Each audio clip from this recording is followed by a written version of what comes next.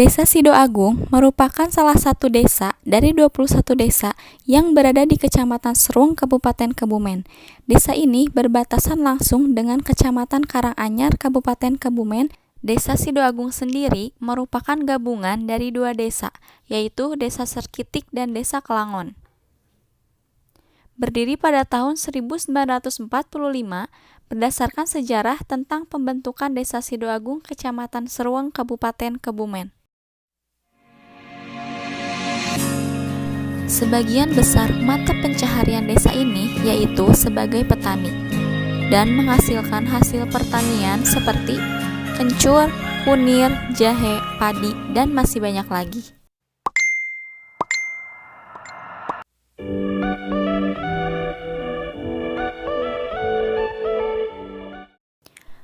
Mengenai pertanyaan siapa saja pihak yang terlibat dalam penyusunan RPJM Desa Sidoagung, Bapak Hermanto selaku Sekretaris Desa menjawab bahwa pihak yang terlibat dalam penyusunan RPJM Desa yaitu semua unsur masyarakatnya, seperti lembaga masyarakat, OPD, RT RW, LKM, PKK, Karang Taruna, Dinas Keagamaan, dan Posyandu.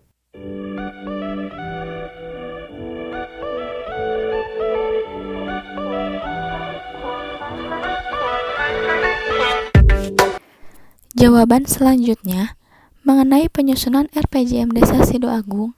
Tahapan yang pertama kali dilakukan yaitu dengan membentuk tim penyusun RPJM Des.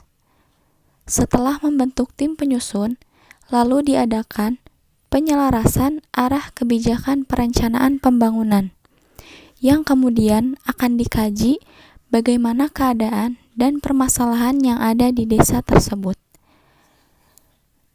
Setelah dikaji, maka dilakukan musyawarah tingkat dusun.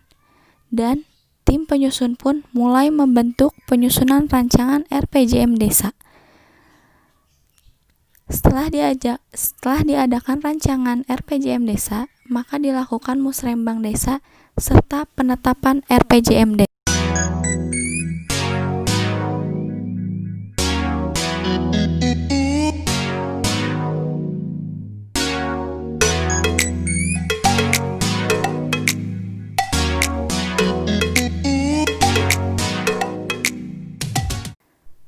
Pembangunan yang tercantum di dalam RPJM Desa untuk membangun perekonomian serta kesejahteraan masyarakatnya, yaitu dengan melakukan pembangunan meliputi skala desa seperti pembangunan jalan desa, saluran irigasi, jalan poros desa, sarana dan prasarana untuk air bersih dan pertanian, serta bendungan-bendungan kecil.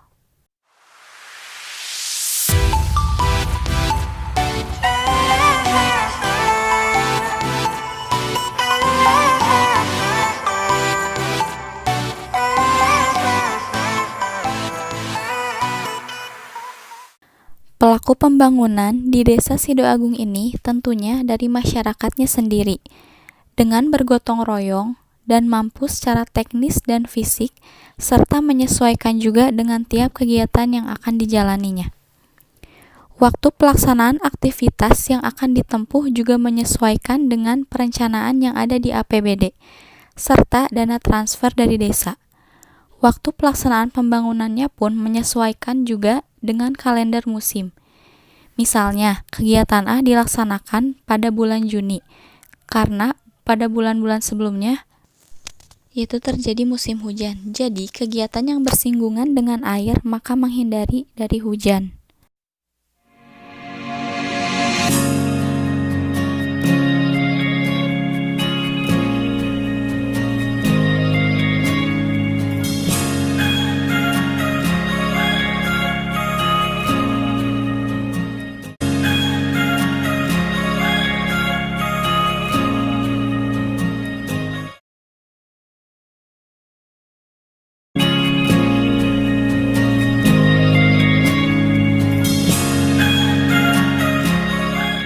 Dari hasil wawancara tersebut dapat kita simpulkan bahwa pihak yang terlibat dalam penyusunan RPJM itu semua unsur, serta perencanaan pembangunannya pun menyesuaikan dengan APBD dan kalender musim.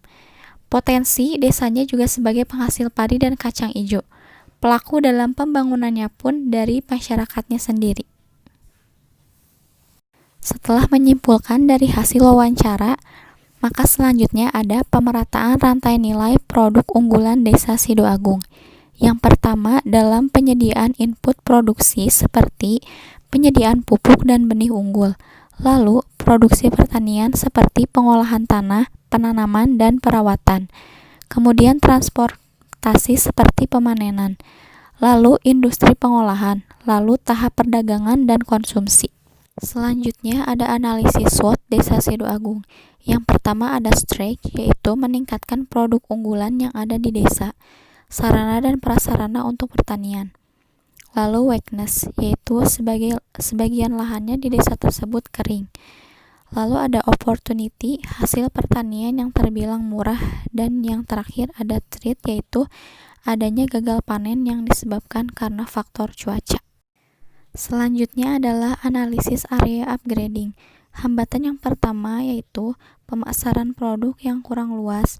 Yang kedua, kesulitan akan lahan karena 2/3 lahannya merupakan area yang kering. Yang ketiga yaitu sarana dan prasarana yang belum lengkap. Dan yang terakhir, kesulitan dalam membangun infrastruktur dikarenakan 2/3 lahannya merupakan perbukitan.